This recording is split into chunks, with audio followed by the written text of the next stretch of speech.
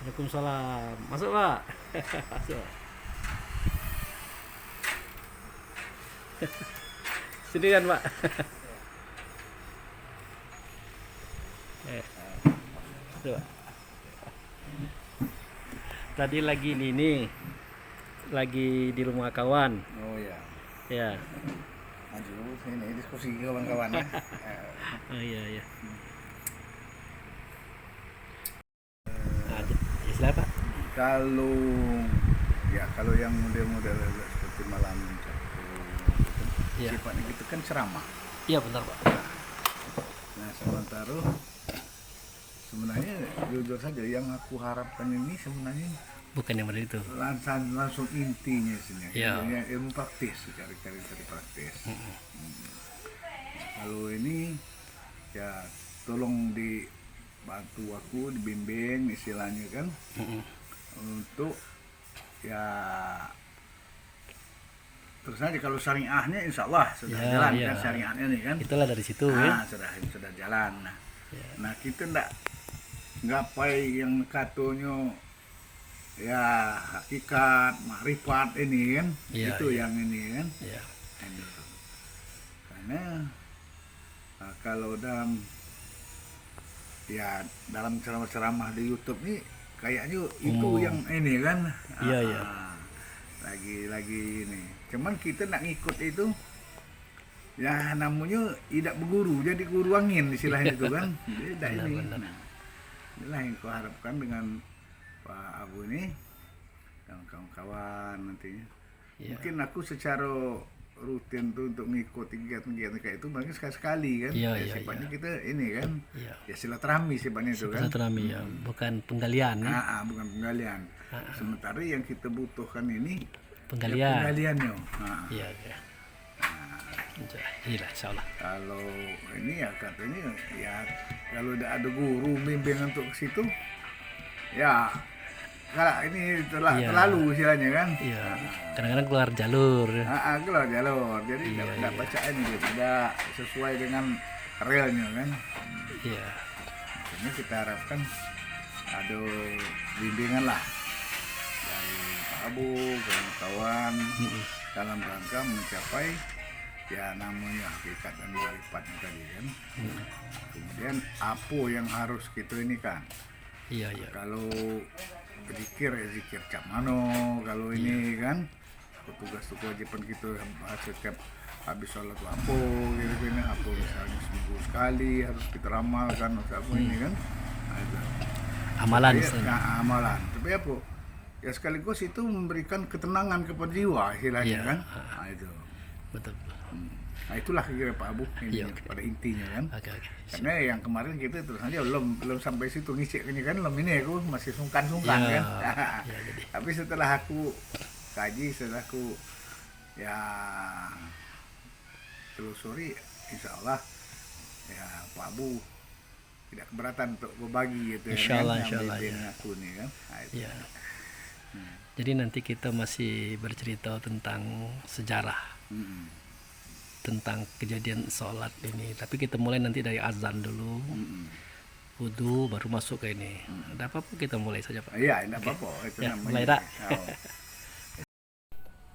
Jadi cerita sholat ini kan dimulai dari azan, Pak. Mm-mm.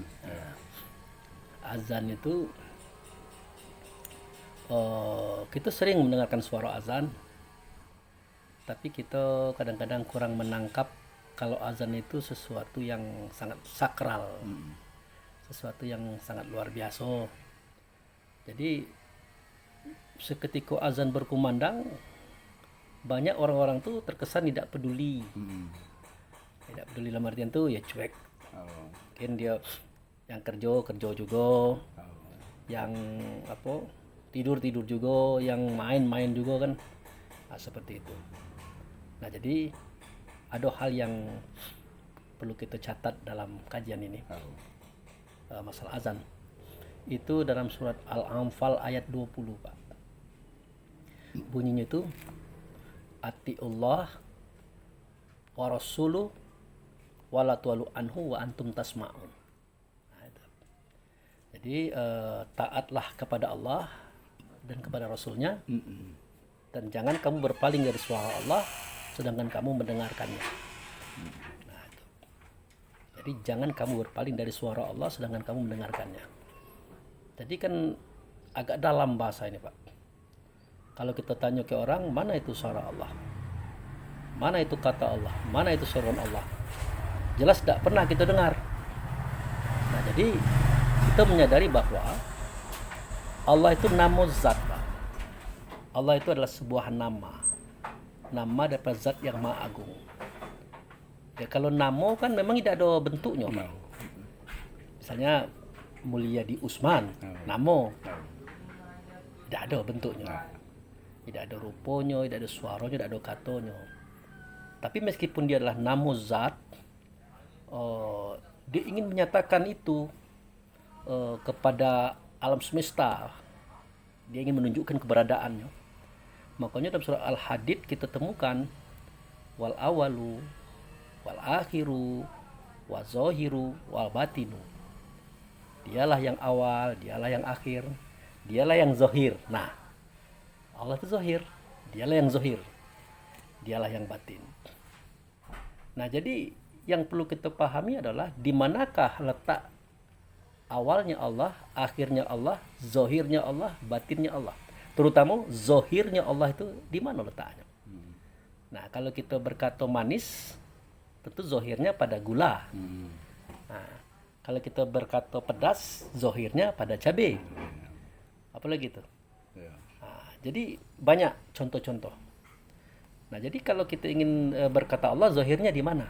Nah, rupanya zahirnya Allah ini terungkap dalam surah Al-Fatihah. Jadi dalam surah Al-Fatihah. Jadi di situ dikatakan oleh Rasulullah, setiap kitab mengandung rahasia. Rahasia kitab terletak di awal surat. Tidak ada yang tahu rahasia itu kecuali orang yang ditunjuki oleh Allah, Muhammad jadi guru.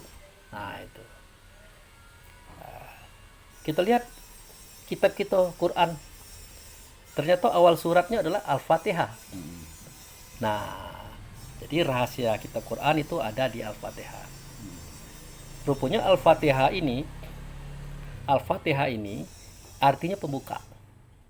Pembuka apa? Pembuka rahasia. Jadi terbuka rahasia Al-Fatihah 7 ayat tadi, maka terbuka rahasia Quran 30 juz. Terbuka rahasia Quran 30 juz, maka terbuka rahasia diri kita. Terbuka rahasia diri orang lain. Makanya dalam agama tidak boleh kita bukakan rahasia kawan, karena membuka rahasia kawan sama dengan membuka rahasia diri kita. Makanya kata Rasulullah, hati-hati dengan orang beriman, dia bisa baca wajah kita, dia akan tahu apa yang ada dalam hati kita. Cuman karena dia beriman kan tidak mau dia nyebut, dia selalu menyembunyikan. Karena membuka aib saudara itu sama dengan membuka aib dirinya sendiri. Nah, terbuka rahasia diri kita, maka terbuka rahasia Muhammad. Terbuka rahasia Muhammad, maka terbuka rahasia Allah. Tentu terbukalah rahasia alam semesta. Dimulai dari Al-Fatihah. Nah, ternyata dalam surah Al-Fatihah itu kita temukan ayat yang bunyinya Bismillahirrahmanirrahim. Dengan nama Allah yang pengasih lagi maha penyayang. Nah, yang dengan nama Allah ini siapa? Ini kan Allah tadi kan nama tuh. Yang dengan namanya ini siapa? Ciri-cirinya dia pengasih, dia penyayang. Jadi yang dengan nama Allah itu pengasih penyayang orangnya. Nah, untuk kita mengetahui lari ke ayat kedua. Ayat kedua apa bunyinya?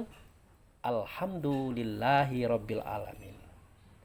Alhamdu itu terdiri dari alif lam dan hamdu. Alif lam itu nama Allah, hamdu nama beliau.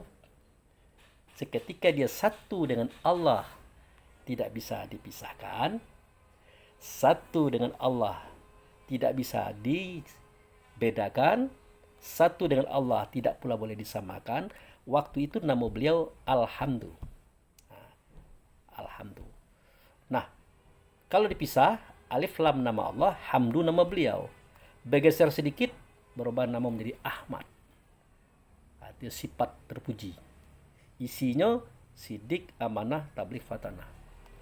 Bergeser sedikit, dia menjelma dalam bentuk fisik kita. namanya Muhammad. Maka Muhammad inilah wujud serta Allah. Muhammad inilah yang dengan nama Allah. Makanya kalau kita cerita Allah tidak tahu gitu. Yang tahu itu hanya Muhammad. Muhammad inilah yang bercerita tentang siapa Allah, siapa Tuhan. Nah, makanya Rasulullah ini lahirnya adalah di Rabiul Awal. Jadi seperti yang saya katakan tadi, beliau ini sangat agung. Muhammad ini sangat agung, Pak. Saking agungnya itu tadi, satu dia dengan Allah tidak bisa dibedakan, satu dia dengan Allah tidak bisa dipisahkan, tapi satu dengan Allah tidak pula boleh disamakan. Allah zat, dia sifat. Nah, bagaimanapun juga dia hamba Allah, dia utusan Allah. Tetapi keberadaannya sebagai wujud serta Allah. Nah, sewaktu dia bernama Muharram, itu Muharram itu nama dia, Pak. Muharram itu artinya orang yang mulia. Nah, waktu itulah dia dalam kondisi alhamdulillah. Nah, seketika dia berjalan dari makom ketuhanan ke dunia, ke kandungan dalam tubuh, yang tubuh itu dalam kandungan Siti Aminah, ibunya, dia bernama Safar. Dia berjalan Safar. Seketika dia lahir, dia beralih nama Rabiul Awal. Rabiul Awal itu Tuhan yang pertama. Bukan beliau Tuhan, tapi beliau mengajarkan tentang Tuhan. Pertama kali beliau mengajarkan. Adam sampai Isa tidak mengajarkan itu. Nah, beliau inilah yang tahu tentang rahasia Allah, rahasia Tuhan. Nah, dari beliau inilah kita dapat bahwasanya suara Allah, kata Allah, seruan Allah, perbuatan Allah tidak nyata, melainkan nyata pada beliau. Nah, itu. Itu sebabnya kenapa beliau menjadi contoh kita. Jadi contoh kita. Laqad kana lakum fi Rasulillahi uswatun hasanah. Sungguh pada diri Rasul itu ada contoh yang baik bagi kamu. Nah, kenapa tidak pada Allah? Tidak mungkin kita bisa mencontoh Allah. Kepada Rasul kita mencontoh. Karena contoh dari Allah itu ada di Rasul. Karena Allah tidak ada zahirnya, kan? Tidak ada zahirnya. Nah, itu. Kemudian kita ini kan selalu bersyahadat, sholat, puasa, zakat, haji. Selalu. Nah, tapi Allah sendiri yang mengatakan melalui Muhammad. Kata Allah begini. Wa minan nasi may yaqulu amanna billahi wa bil yaumil akhir wa ma hum bimu'minin yukhadi'unallaha walazina aman wa ma yakhda'una ila anfusahum wa ma yash'urun.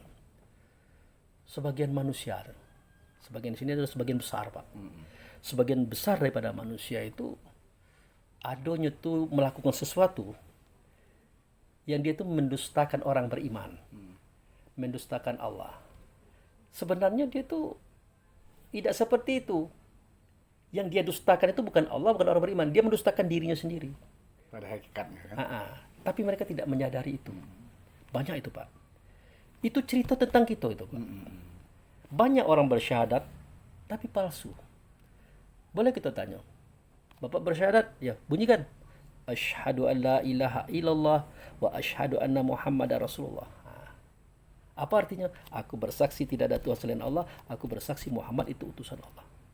Betul? Betul. Berani bertanggung jawab? Berani. Mantap? Mantap. Nah, seketika kita tanya, kalau memang engkau menyaksikan Allah, kalau memang engkau menyaksikan Rasul, pertanyaanku adalah, kapan menyaksikan? Di mana Allah disaksikan? Bagaimana Allah Anda saksikan? Tolong jawab.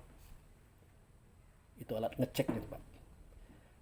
Apa katanya? Nah, kalau itu tidak tahu saya, Pak Ustadz. Nah, kalau tahu bagaimana mungkin Bapak bisa menyaksikan itu. Nah, gitu. Berarti saksi Bapak tadi persaksian apa itu? Persaksian yang palsu. Nah, itu. Nah, sudah itu sholat. Rukun Islam kedua sholat. Dia ke masjid. Dia ikut orang tegak, ruku, sujud, duduk. Sudah bagus, Pak.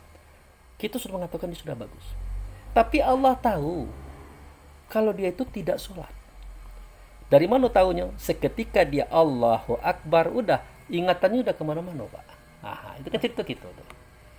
Allahu Akbar. Nah, kita udah mulai ke kantor, udah mulai ke kebun, ke pasar, sudah mulai ya kemana-mana. Padahal kita berkata bahwa soli, aku menyengaja untuk sholat lillahi ta'ala. Ternyata setelah kita sholat, bukan lillahi ta'ala, bagi dunia kita.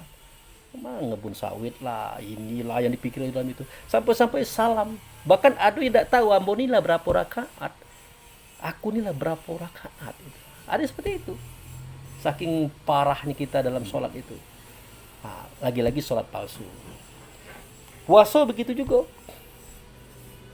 Ya ayyuhallazina amanu kutiba alaikumussyam.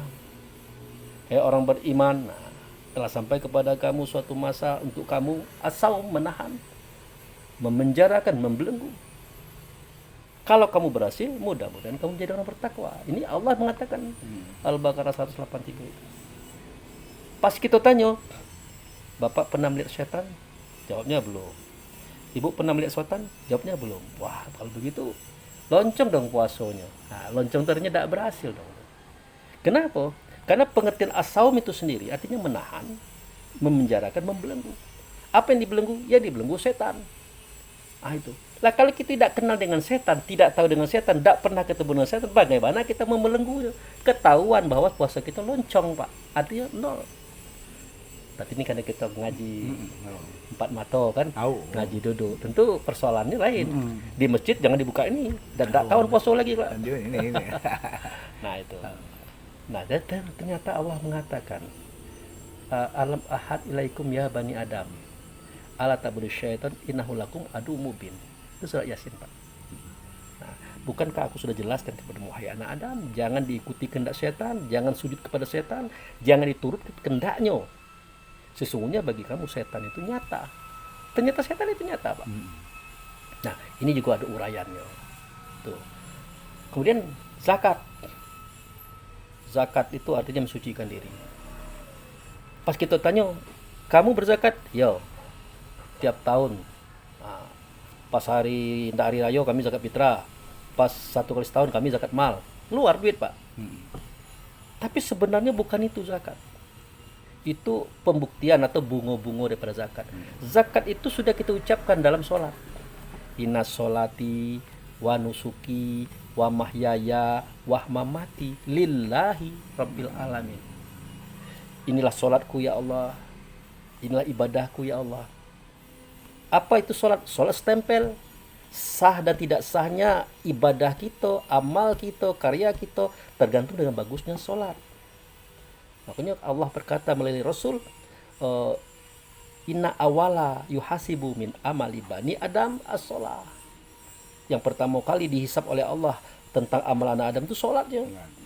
Kalau sholatnya bagus, baguslah amalnya, karyanya, pahalanya. Kalau sholatnya tidak bagus amalnya, tidak bagus karyanya, tidak bagus pahalanya. Artinya loncong juga. Apalagi tidak sholat. Nah gitu. Nah, jadi sholat itulah stempel. Ibadah banyak. Ya senyum ibadah, nolong orang ibadah. Termasuk sholat juga ibadah. Nah, ini yang kita persembahkan kepada Allah. Supaya apa? Supaya Allah jadikan ini fasilitas. Yang mungkin waktu kemarin kita cerita itu, Pak ya. Nah, fasilitas inilah yang akan dijadikan oleh Allah rumah, perabot, kendaraan, kebun. Sesuai dengan ayat yang berbunyi wa basiril lazina amanu wa amilus solihati annalahum jannatin tajri min tahtihal anhar kulama ruziku min haminas samar wa rizqa qalu hadzal ladzi ruzikna min qablu tubihi mutasyabiha walahum fiha azwajum mutahharah wa hum fiha khalidun. Al-Baqarah. Nah, Muhammad sampaikan kepada mereka yang beriman. Nanti kalau sudah habis tugas mereka, aku tunggu mereka di suatu negeri namanya surga. Kalau bahasa kita surga. Nah, nanti aku kasih dia sebuah rumah. Atapnya perak, dindingnya emas, lantainya mutiara merah yakut, di bawahnya ada 4 sungai, sungai arak, sungai susu, sungai madu, sungai air tawar, di dalamnya ada perabot. Nah itu. Di sekitar rumah ada tumbuh-tumbuhan, buah-buahan. Nah mereka makan buah sambil berkata, hadzal ladzi ruzikna min qablu tubihi mutasyabiha. Wah ini kan buah yang pernah kita makan di dunia dulu. Ternyata ada buah di situ yang sama dengan buah dunia. Sebenarnya buah dunia ini berasal dari buah surga, Pak. Nah, begitu hebatnya Allah. Nah itu apa namanya itu, semua ibadah itu Allah jadikan ke situ. Nah, yang dizakati, yang dibersihkan, itulah inna sholati wa nusuki wa mahyaya. Wa mahyaya itu hidupku. Wa mamati, matiku. Orang tidak tahu hidupku yang mana, matiku yang mana. Ternyata hidupku itu roh. Nah, aku serahkan kepada Engkau ya Allah. Aku serahkan. Nah, kejadian itu kan dalam sholat, Pak. Supaya apa? Supaya roh ini jangan kotor, jangan rusak. Maka dibersihkan oleh Allah roh itu. Jangan dia iri, dengki, hasut, fitnah, tamak, loba, sombong, dicuci dia. Kejadian itu terjadi dalam sholat. Sudah, matiku tuh tubuh, Pak. Tubuh ini adalah yang mati ini. Nanti kalau sampai ajal, roh keluar, tubuh ini mati. Nah, matiku kuserahkan juga di situ. Supaya apa? Supaya dibersihkan, diobati penyakit-penyakitnya. Sehingga kita kalau rajin kepada Allah, taat kepada Allah, penyakitnya agak jauh. Bahkan ada yang tidak punya penyakit. Itulah kisah zakat. Nah, untuk merealisasikan ini maka kita berzakat mal, berzakat penghasilan, berzakat fitrah. Nah, itu untuk melengkapi kisah itu tadi. Nah, orang banyak tidak tahu kisah itu, Pak. Maka disinilah zakat itu juga loncong, Pak. Dalam artiannya tidak sampai kepada tujuan. Nah, kemudian haji. Ini haji. Haji itu, Pak, setiap kawan yang balik haji saya tanya, Pak, bertemu tak dengan Allah di situ? Oh, tidak lah, Pak. Sama mana bertemu dengan Allah? Apa itu haji? Haji itu menghujah. Hujah itu membuktikan kebenaran Allah itu ada atau tidak di situ. Ternyata dijawab tidak. Makanya dalam pelajaran kita ini, Allah tidak nyata melainkan nyata pada Muhammad. Muhammad tidak nyata melainkan dia ada di Baitullah hakikat. Cerita kita kemarin. Baitullah hakikat tidak nyata melainkan dia nyata di Ka'bah. Jadi kalau kita sudah nengok Ka'bah, hukumnya sama dengan melihat Baitullah hakikat. Melihat Baitullah hakikat hukumnya sama dengan melihat Muhammad. Melihat Muhammad hukumnya sama dengan melihat Allah. Artinya, nengok Ka'bah itu intinya hukumnya sama dengan melihat Allah itulah. Sama dengan melihat Muhammad, sama dengan melihat Baitullah. Jadi pertanyaannya, bertemu tak Allah di situ? Bertemu tak Tuhan di situ? Bertemu tak Muhammad di situ? Bertemu tak Baitullah di situ? Jawabnya bertemu. Kenapa? Setelah kita melihat Ka'bah tadi. Nah, jadi ini yang sering menjadikan kita sendiri banyak loncong ibadah kita, Pak. Sementara kita merasa oke dalam pelajaran-pelajaran itu. Jadi balik dengan itu tadi, suara azan tadi. Hai orang beriman, taatlah kepada Allah, taatlah kepada Rasul. Jadi ingin kita taat kepada Allah bisa? Jawabnya tidak bisa. Taati Rasul. Ingin taat kepada Rasul? Jawabnya tidak bisa juga. Nah, satu langkah lagi. Apa? Wala tuwalu anhu wa antum tasma'un. Janganlah kamu berpaling dari suara Allah, dari suara Rasul, sedangkan kamu mendengarkan. Mana suara Allah? Nyata pada Rasul. Mana suara Rasul? Nyata pada ruh. Mana suara ruh? Nyata pada muazin waktu azan. Jadi orang azan itu sebenarnya dia menyerukan suara Allah yang nyata pada Muhammad, menyerukan suara Muhammad yang nyata pada ruh, menyerukan suara ruh yang nyata pada lisannya. Allahu Akbar, Allahu Akbar. Nah, itu kaji kita hari ini. Allahu Akbar itu artinya Allah Maha Besar. Allah Maha Besar. Sekali-kali kita tanya kepada Allah, ya Allah, kalau memang Kau Maha Besar, pertanyaanku adalah, di manakah letaknya kebesaranmu itu? Kata Allah, ya gampang.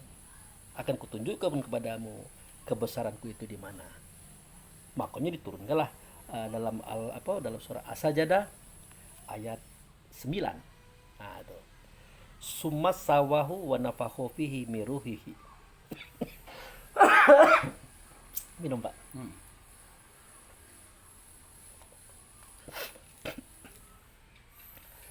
Di situ dijelaskan summa sawahu wa nafakhu fihi miruhihi wa ja'ala lakum sam'a wal absara wal afida qalilan ma tashkurun. Seketika sempurna batang tubuhmu dalam kandungan makmu, Maka aku sempurnakan lagi batang tubuh itu dengan cara meniupkan ruh. Meniupkan ruh. Itu aku yang meniupkan. Apa yang terjadi? Yang tadinya kamu sudah punya telinga, belum bisa mendengar. Maka dengan ditiupkan ruh, kamu bisa mendengar. Yang tadinya kamu punya mata, belum bisa melihat. Setelah ditiupkan ruh, kamu bisa melihat. Yang tadinya kamu punya hati, belum bisa merasa. Maka dengan ditiupkan ruh, kamu bisa merasa. Kalau boleh ditambah, yang tadinya kamu punya otak, belum bisa berpikir. Dengan masuknya ruh, kamu bisa berpikir. Artinya apa? Dengan pendengaran, penglihatan, perasaan, pemikiran, kita bisa bekerja. Dengan bekerja, dapat duit. Dengan duit, jadi orang kaya. Dengan kaya, jadi orang berpangkat. Dengan berpangkat, kita menjadi orang besar. Kita jadi orang besar. Sebenarnya bukan kita jadi orang besar. Allah memperlihatkan kebesarannya pada diri kita. Mana itu kebesarannya? Ruh tadi. Kalau tubuh itu hanya bentuk daripada ruh itu. Maka benarlah kebesaran Allah itu ada pada diri kita. Namanya adalah ruh. Ruh itulah kebesaran Allah. Kita itulah kebesaran Allah. Tidak perlu jauh-jauh. Nah, kemudian banyak hal lain yang perlu kita ketahui. Persoalan ruh tadi. Contoh waktu Bapak masih bujang-bujang dulu kan. Mungkin Bapak sir ke ibu hari ini. Waktu itu ya. Sir ke ibu. Kalau ditanya mungkin aku sir ke ibu tuh dulu karenanya cantik. Atau sebaliknya. Ibu sir kepada Bapak karena Bapak ganteng. Sebenarnya bukan itu. Sebenarnya adalah Bapak sir ke ibu itu karena ibu tuh ada ruhnya. Kalau ada ruhnya cantik camanan beliau itu, ibu Bapak tidak mau. Sebaliknya, ibu juga sir ke Bapak karena ada ruh Bapak. Kalau Bapak tidak ada ruh lagi, bagaimanapun ganteng Bapak, beliau tidak akan mau. Ini membuktikan kebenaran. Maka Allahu Akbar di situ. Itu dia mengatakan bahwa aku sudah memberikan sesuatu yang besar kepada kamu. Mohon dong didengar suaraku, didengar kataku, didengar seruanku, datang dong. Makanya ada bahasa sami'na wa ata'na. Ini cerita azan ini, Pak. Nah, kalau kita pungkiri dalam situasi azan berkumandang, kita masih kerja juga, kita masih main juga, kita masih tidur juga, kita tidak ada reaksi. Tapi dengan catatan, Pak ya, kalau memang ini bisa kita kerjakan. Kecuali kalau kita sudah mepet, memang ada suatu pekerjaan kalau kita tinggalkan berbahaya, jangan. Jadi kalau kita tidak ada reaksi, tidak respon dengan azan ini, maka itu yang dikatakan sombong. Merasa besar, merasa pintar, merasa hebat, merasa tidak perlu Allah. Padahal bersamaan kesombongan itu, bersamaan itu juga roh masih ada dalam diri kita. Tidak malu kita. Makanya kata Allah, sombong nian kamu tuh. Kalau aku cubit dikit nangis, artinya aku kasih sakit dikit nangis. Gitu. Inilah cerita azan, Pak. Kira-kira dalam masalah azan ini apa yang Bapak perlu tanyakan? Nanti kita masuk ke wudhu. Oke. Kembali ke azan itu lah benar itu. Ini pernyataan muazin untuk memberitahu bahwa Allah itu maha besar. Ya. Jadi dengan maha besar tadi tentunya ya kita harus menyadari kalau ini kan memang orang sadar kan. Iya. Harus menyadari ya bahwa sungguh kita kecil. Mari kita nurut apa ini kan. Nurut besar kan. Iya. Jadi kalau yang kaji ke situ, insyaallah itu sudah ini itu kan. Alhamdulillah. Ini itu. Dapat kita tangkap itu. Iya. Nah, Bapak perlu saya sampaikan lagi. Kalau Bapak nengok orang taat, Pak, bukan nengok sorbannya, bukan nengok jubahnya, bukan nengok tasbihnya. Iya betul lah. Tengok di situ. Seketika Allah memanggil dia, sami'na wa ta'na atau tidak dia? Kalau tidak, Pak, walaupun ulama besar sekalipun, dia bukan orang yang taat. Karena sami'na wa ta'na, kami dengar dan kami taati, artinya kami datang. Itu. Jadi itu gampang kita lihat, oh ini orang ini taat, ini tidak, ini kurang, itu. Berarti tergetar hatinya dipanggil dulu. Iya, kan? betul. Ingat dia kan. Dan itu juga memang tidak mudah, Pak. Harus ada pengetahuannya. Kalau saya pribadi tidak perlu menyalahkan orang-orang yang dipanggil seperti tidak peduli. Tidak perlu kita menyalahkan. Karena pengetahuan belum sampai. Belum sampai situ pelajaran. Iya. Dia menganggap itu hanya pemberitahuan. Pemberitahuan semata. Betul.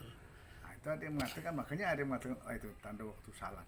Tanda waktu Sholat. sampai. Iya. Ada itu kan, Iya. tanda waktu sampai. Padahalnya ya itu dampak. Iya. Tapi pada hakikatnya itu pemberitahuan. Benar.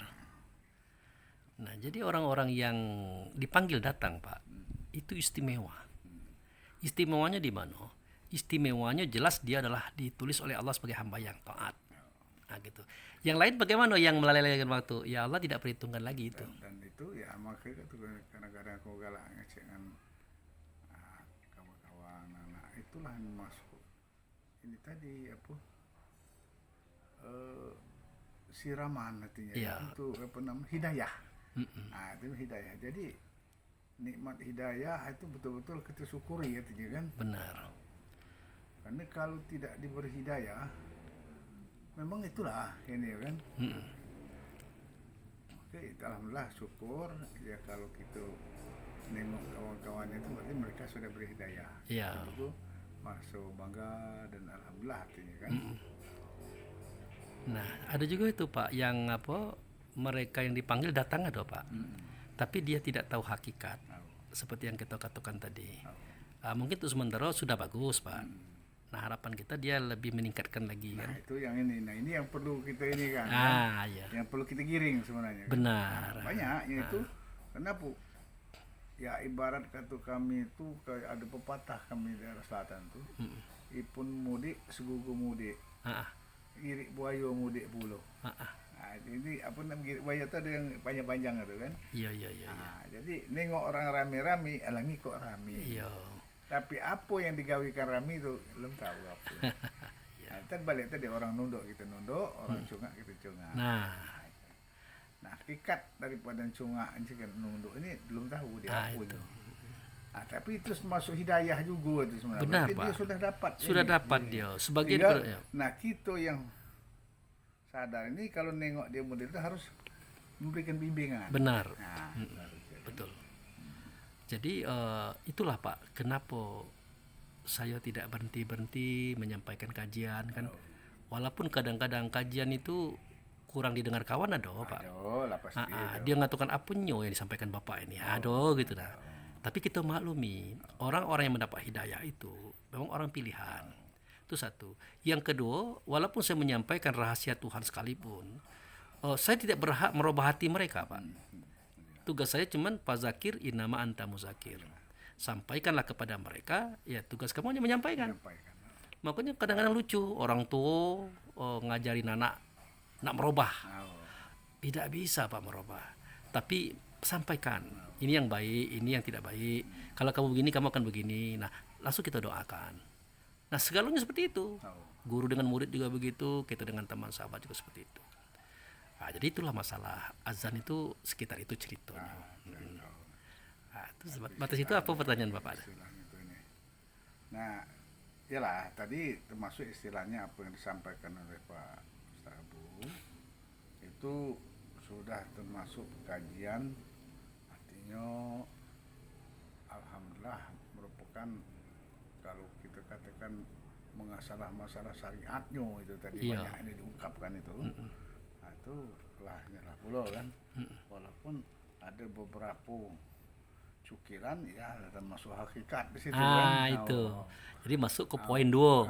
Nah, di sinilah yang mungkin perlu disampaikan. Tak perlu bimbingan itu kan. Iya, jadi sampai hakikat ini apa yang harus dilakukan, apa yang karena ya kita tadi kaji berdua, kaji berlapis kan. Karena ya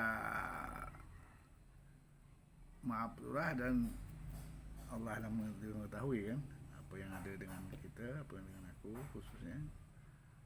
Nah, aku ini merasakan bahwa tadi atau ini Ustaz Abu tadi syariat baru kulakukan ini. Benar. Ya sedikit hakikat. Iya, iya. Nah, untuk mencapai marifat, Hakikatnya.